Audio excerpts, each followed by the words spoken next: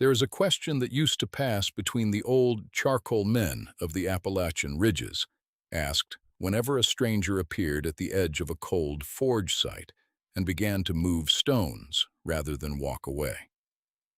The question was simple.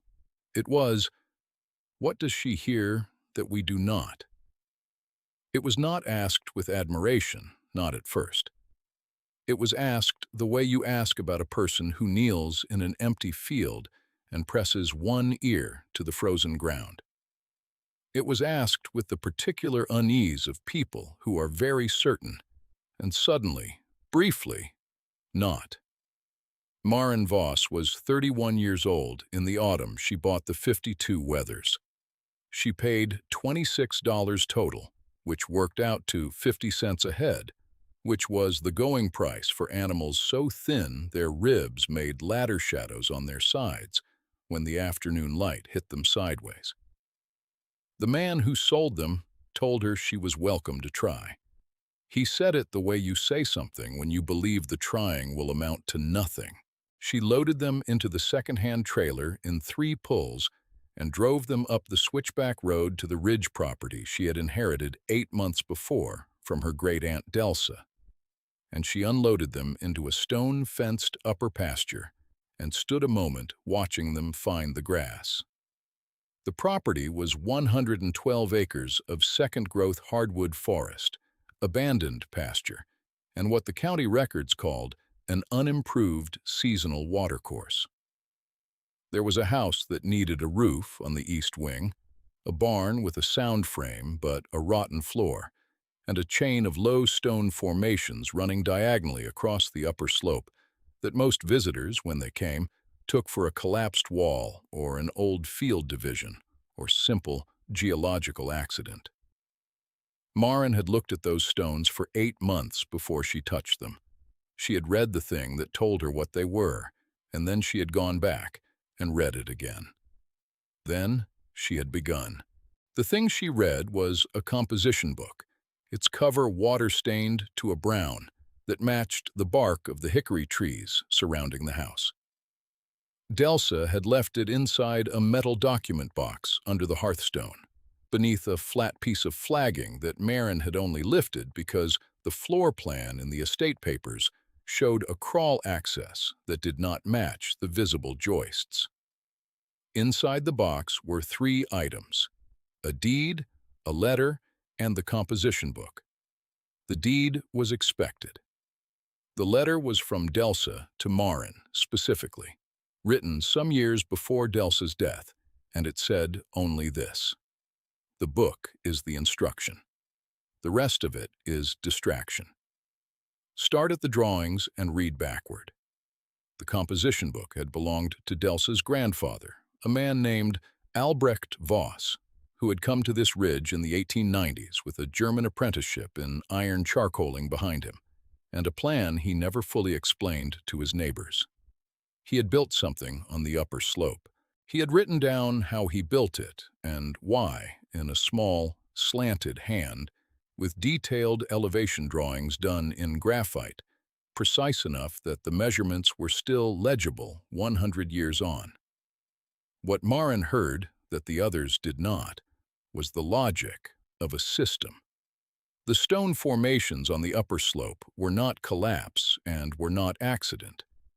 They were the structural remnants of a Mylar system, a charcoal earth kiln architecture, abandoned roughly 80 years prior when Albrecht's son had converted the property to sheep pasture and left the infrastructure to be slowly hidden under sod and frost heave and the patient work of decades.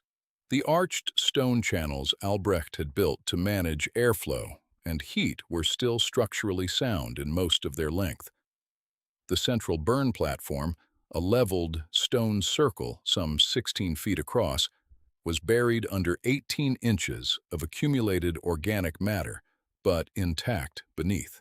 The secondary stone windbreaks that controlled the draw were still standing at their full height on the north and northwest faces, disguised by a century of moss and shrub growth as natural outcroppings. Maren's plan was not to make charcoal, or not only to make charcoal. Her plan was larger and stranger, and would have been difficult to explain to anyone who had not read Albrecht's book. So she did not explain it. She bought the Wethers, and she bought 4 tons of salvage hardwood billets from a timber operation clearing blowdown off a state forest parcel to the east, and she began, in the first week of November, to clear the stone works. She did this with a mattock, a pry bar, a come-along, and a borrowed tractor. She returned every evening to the neighbor's barn down the road because she did not yet have a working equipment shed. The Wethers grazed around her. One of them, a gray-faced animal with a torn left ear, took to standing near wherever she was working, close enough that she could hear him breathe. She did not name him for 6 weeks. Then she called him Albrecht, which no one else thought was funny, and which was not meant to be. The county agricultural extension agent came in the 2nd week of November. His name was Gerald Fitch, and he had the manner of a man who had delivered reasonable advice to unreasonable people for so many years that his patience had calcified into something resembling wisdom, but was actually just protocol. He looked at the 52 Wethers, at the excavation beginning to emerge from the hillside, at the stacked salvage wood, and he stood with his thumbs in his jacket pockets and said that if she was thinking of overwintering that many animals on this acreage, in this condition, she would need a great deal more supplemental feed than he was seeing, and probably a veterinary consultation before December. She said she understood that.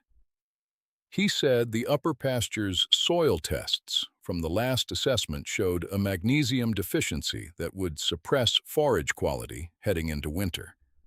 She said she had the soil tests.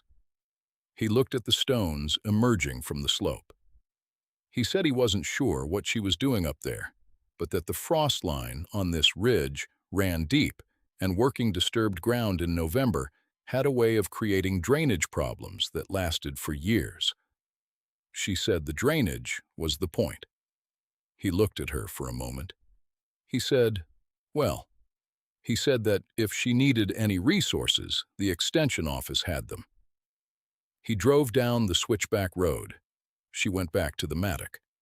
What the composition book said, in the section Marin returned to most often that November, was this: the heat wants to move. Your job is not to stop it. Your job is to show it where to go. Albrecht had written this in the context of kiln management, meaning that the charcoaler's art was not containment, but direction, the shaping of airflow and thermal gradient to pull combustion through wood in a controlled and even way, rather than letting it race or smother. But Marin had read it in a wider sense.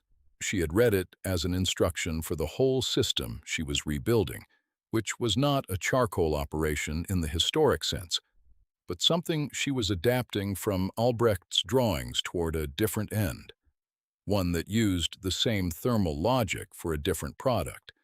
And that would only make sense, she knew, when the crisis arrived to demonstrate the contrast. She explained none of this to Gerald Fitch. She explained none of it to the woman from the Historical Preservation Society who came in early December, having heard through the county planning office that someone was excavating what might be a historic industrial site. This woman, whose name was Priscilla Hain, and who wore a quilted vest and spoke in the concerned, careful register of someone breaking difficult news, stood at the edge of the cleared platform and said that this was actually quite remarkable, that there were almost no intact mylar-derived structures in this part of the state, that the Historical Society would very much like to partner with Marin on documentation before any further excavation disrupted the stratigraphy, and that there were probably grant opportunities available to help with site preservation. She said all of this with genuine warmth and a kind of proprietary excitement, as if the thing buried in the hill were a problem she had arrived just in time to help manage, rather than a system someone had already spent 8 months deciding how to use. Marin thanked her. She said she was not planning to disturb the stratigraphy. She said the excavation was careful and documented. She said she would be in touch if she needed anything. Priscilla Hayne looked at the 52 Wethers grazing below the exposed stone circle, and then looked back at Marin with an expression that was equal parts admiration and pity, as if she had just realized that this young woman with the mattock and the ruined animals was someone who needed rescue from her own determination. She left a business card under a stone at the site edge. Marin put it in the document box with Albrecht's book and the letter and the deed. The man from Caldwell Timber and Land Holdings came in mid-December. His name was not relevant because he introduced himself only by the name of the company, and then handed Marin a printed letter on company letterhead and stood back with the composure of a man delivering a kindness. The letter was an offer. It was a generous offer by most measures. It represented 3 times the county assessment value of the 112 acres and included a provision for Marin to lease back the house and 4 surrounding acres for a period of 5 years at a nominal rate. The timber company had identified the ridge as part of a consolidation parcel that would allow them to manage a continuous block of hardwood for sustainable yield harvest, which the letter explained at length, with charts. Marin read the letter to its end. She handed it back. She said the property was not for sale. The man from Caldwell said that was certainly her right and that the offer was open, and that these things sometimes looked different after winter. He looked at the stoneworks with an expression she recognized. The precise species of admiration that contains, somewhere inside it, the assumption that the thing admired will not survive. He drove down the switchback. She went back to the stoneworks. By Christmas, she had fully exposed the central burn platform and all 4 of the primary airflow channels. The channels were corbelled stone, the same construction logic as a primitive arch, and they had been built to last by someone who knew that the Earth's weight was not the enemy of a structure if you gave it something curved to bear against. 3 of the 4 channels were sound along their entire length. The 4th had a section of roughly 6 feet where frost heave over the decades had displaced enough stones that the channel roof had partially collapsed, but the floor and side walls were intact, and Marin rebuilt the collapsed section using stones pulled from the field margin to the south, setting each one dry without mortar, reading Albrecht's elevation drawings by headlamp in the evenings to confirm her angles. She had, by this point, a helper. His name was Cass Drummond, and he was 18 years old, the youngest son of the family that owned the barn where she returned the tractor each evening. He had appeared one morning in late November and stood watching her for a while, and then said, "Is it a kiln?" She said it was based on one. He said, "What does it do?" She said, "In theory, it stores and releases heat the way a body stores and releases heat, through mass and airflow and the relationship between the two. And if the mass is large enough and the airflow is managed precisely enough, it can stabilize a significant volume of adjacent ground against temperature extremes." He thought about that. He said, "So you're building a furnace without a fire." She said that was close enough. He said, "Do you need help?" She said she could use another set of hands on the corbelling. He came back the next morning before school and every weekend afterward, and they worked together with the particular economy of 2 people who have found that they think at the same pace and do not need to discuss it. The Wethers were part of the system. This was the element that most visitors could not place even when they saw it, because it looked like animal husbandry and only functioned as engineering in its aggregate effect.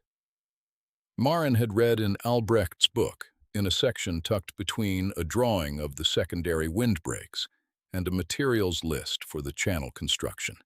a single paragraph about what he called the walking heat. He had noticed, in his years of working the Mylar sites, that large animals grazing in rotation over a defined area contributed measurable soil temperature stability through the combination of trampling, manure deposition, and body heat transfer on cold nights when the animals sheltered in groups. He had quantified this observation with the methodical care of a man who trusted numbers over impressions. Specific pasture zones where his animals had overwintered consistently showed earlier spring soil temperatures and better forage establishment than adjacent ungrazed areas across multiple years of observation. He had not fully integrated this into his kiln system because his purposes were purely industrial. Marin was integrating it. The 52 Wethers, rotating through the 4 defined pasture zones she had laid out around the stoneworks, in a schedule that kept them heaviest on the sectors uphill, and to the north and northeast of the central platform through the coldest weeks were the biological component of a thermal mass system. The stones were the mineral component. The channeled airflow was the mechanical component.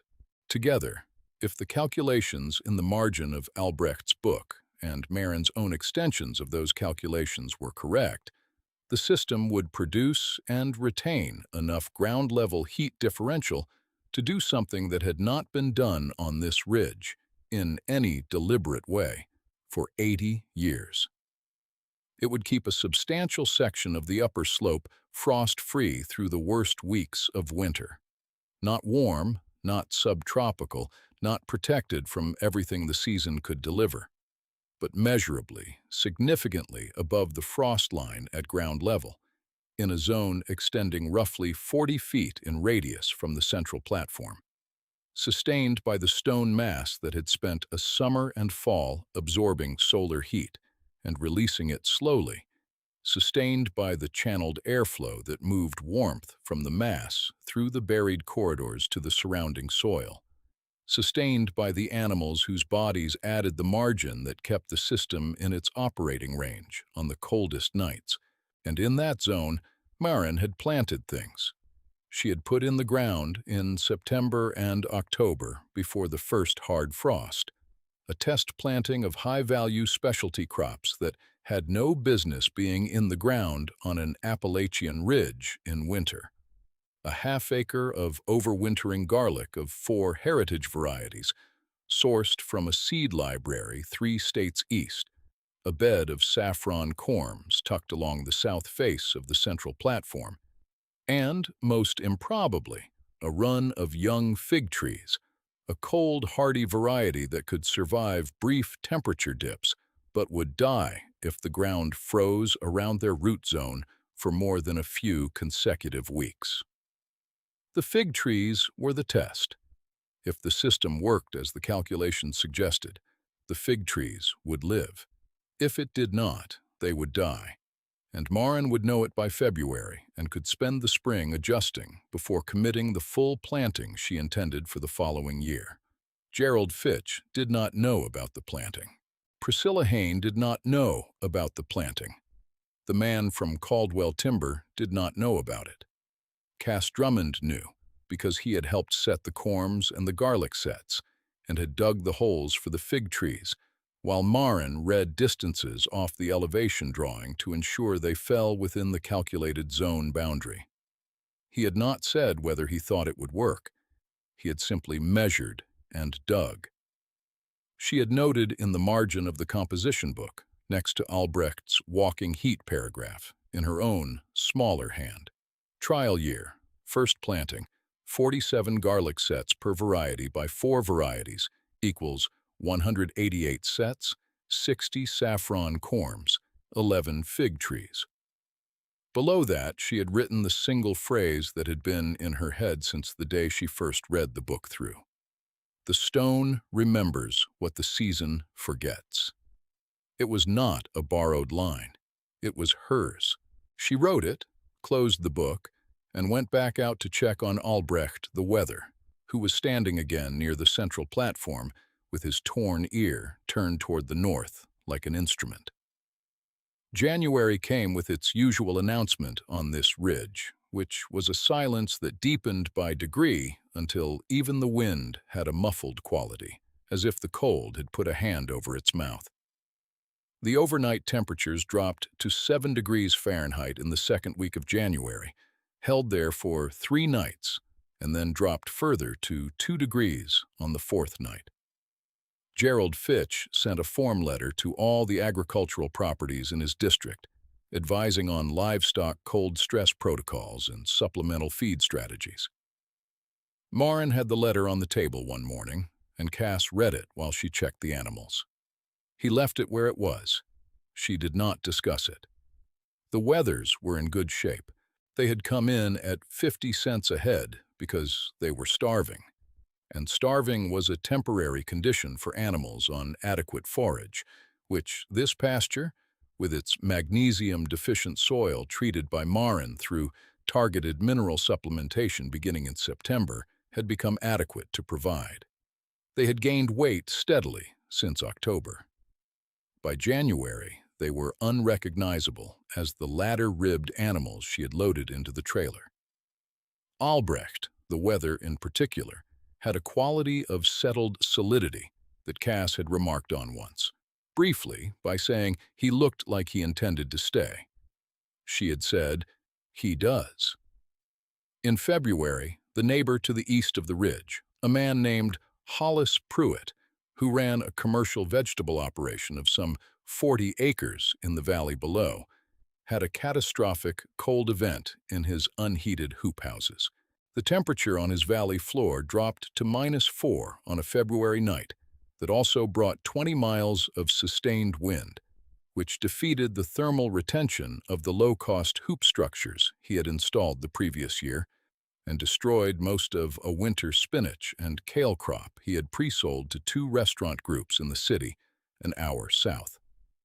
Hollis was not a man given to complaint, but he drove up the switchback road 2 days later because he had heard, through the county extension network, that Maren had some kind of cold climate planting situation going on up on the ridge, and he was trying to understand everything he might have done differently.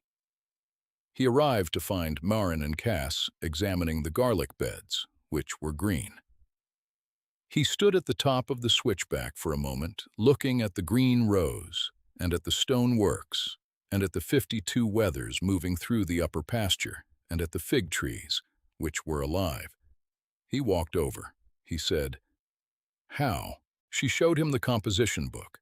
Not the whole book, but the relevant sections, the thermal mass drawings, the channel diagrams, the walking heat paragraph, and the marginal notes she had added in her own hand over the past several months. He read slowly. He said, pointing at the channel diagram, "So the heat from the stones moves through here and comes up in the planting zone." She said, "It equalizes. It doesn't generate heat, it prevents loss." He said, "What's the temperature differential at root zone right now against ambient?" She had been measuring. She said, "Averaging 11 to 14 degrees Fahrenheit above ambient at the 6-inch depth within 40 feet of the platform, across the coldest nights since mid-January." He said nothing for a while. He looked at the fig trees. He said, "Those should be dead." She said, "I know." Hollis Pruitt was not the harshest of the skeptics. He had not, in fact, been a skeptic at all, merely uninformed and then curious. But he became, from that February morning, the first person who treated what Maren had built as a system to be understood rather than a curiosity to be admired or a problem to be managed. He drove down the switchback and came back the following Saturday with a thermos of coffee and a notebook and questions he had clearly organized in advance. They spent the morning going over Albrecht's drawings and Maren's extensions. Cass sat on the stone edge of the platform and occasionally added a detail or a measurement. By noon, Hollis said, "I want to try this on the east corner of my property. The slope there faces the same way. The stone on this ridge runs through to my land, I think. I've seen outcropping in that corner that I always took for field margin. She said, "You might want to dig before you assume." He said, "Will you look at it with me?" She said she would. Gerald Fitch came up the switchback road in the third week of February, not on extension business, but because he had, he said, heard some things from Hollis Pruitt and from one or two others, and he wanted to come see for himself. He stood on the edge of the planting zone and looked at the green garlic and at the living fig trees and at the stone works with an expression Marin recognized from the composition book, from a passage she had read late one November night, in which Albrecht described his neighbor's reactions when the first Myler draw proved itself. Albrecht had written, "They look at it the way a man looks at a door he is certain is locked when someone else opens it from the other side." Gerald stood there for a long while. He said, "I told you the soil was magnesium deficient." She said, "You did," and she had brought out two of the full soil test reports from September and December showing the remediation progress, and she handed them to him because they were useful data and because she did not have anything else to say about it.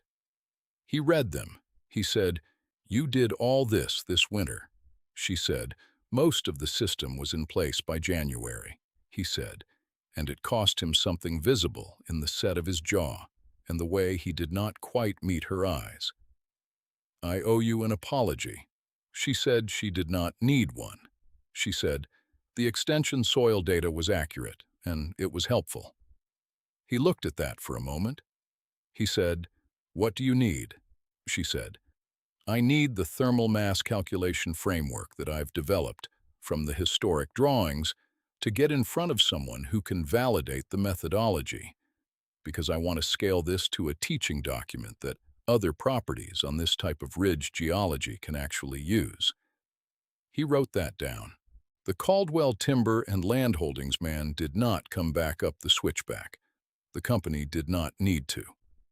By April, when the garlic had put on substantial growth and the saffron corms had established in the thermal zone and the fig trees had broken bud 2 weeks ahead of the valley floor specimens at the State Agricultural Experiment Station. The story had moved through the county extension network and then into the regional agricultural press in a small item that described a historic charcoal infrastructure being repurposed for passive thermal crop protection. The item quoted Gerald Fitch, who said the results were, in his phrase, considerably more sophisticated than I initially assessed. It did not quote Marin, who had declined to be interviewed. The Caldwell timber offer had a deadline written into it of April 1st of that year, on the grounds that the timber operations consolidation plan needed to confirm land positions by spring planting. April 1st came, and the offer lapsed. Marin did not think about it. She was in the garlic beds. The saffron that first year yielded enough to pay the materials cost of the channel rebuilding, and the salvage wood and the mineral supplements for the Wethers twice over, with money left to repair the east wing roof. The garlic went to 4 restaurants and a specialty grocer in the city, and was pre-sold for the second year before the first-year harvest was fully cured. The Wethers, no longer starving, produced a clip of fiber in the spring that Cass helped sort, and which Marin sold to a small textile cooperative in the next county for a price that surprised her by being fair without requiring argument. But these were secondary outcomes. The primary outcome was the document. She and Hollis spent the summer of that first year walking every stone outcropping on both properties and several neighboring parcels. With Albrecht's original elevation drawings and Marin's additions, and a set of new surveys done by a civil engineering student Cass knew from the community college. What they mapped was a discontinuous but structurally coherent chain of Myler-era stone infrastructure, extending across 4 properties, much of it buried or disguised, all of it originally part of Albrecht's plan or its imitation by subsequent neighbors who had understood pieces of what he was doing without the benefit of the composition book. The chain ran nearly half a mile along the ridgeline. If restored in sections, it would represent a passive thermal management system of a scale and sophistication that the engineering student, when she looked at the complete survey, said she had never encountered in any historic or contemporary agricultural context. She said this quietly, without drama, looking at the plan elevations spread across the kitchen table. She said, "Who designed the original?" Marin put the composition book on the table next to the plan. The engineering student opened it and read for a while. She said, "He was doing load calculations in the 1890s without a calculator." Marin said, "He was doing them with patience." The engineering student looked up. She said, "I'd like to write this up." Marin said, "I'd like that." The document that resulted was co-authored by Marin Hollis Pruitt, the engineering student, and Gerald Fitch, who contributed the soil science framing and who had by autumn become, in his quiet institutional way, the system's most consistent advocate within the extension network. It was submitted to a regional land-grant university's agricultural innovation program and accepted as a technical bulletin with full attribution to Albrecht Voss as the originating designer and to the composition book as the primary source document. The bulletin included replication guidance for similar ridge geology properties across a 5-state area. The county library received a printed copy. A second copy went to Priscilla Hain at the Historical Preservation Society, who had the composition book digitized and archived, which she had wanted to do since December, and which Marin allowed on the condition that the original remain with the property in perpetuity. Priscilla agreed to that immediately, with the particular warmth of a person who has gotten something they wanted, and is gracious enough to understand they did not get all of it. The stone works on the upper slope were given a small interpretive marker the following year by the County Historical Commission, a flat piece of local limestone set at the edge of the central platform, with text that Marin was asked to review before installation. The text described the Voss-Myler system as a historic and active, integrated thermal management installation, designed in the 1890s and restored beginning in the autumn of the restoration year. Marin read the text and sent back one change, a revision to the final line. The Historical Commission's draft had ended with a sentence about heritage and legacy and the preservation of traditional knowledge.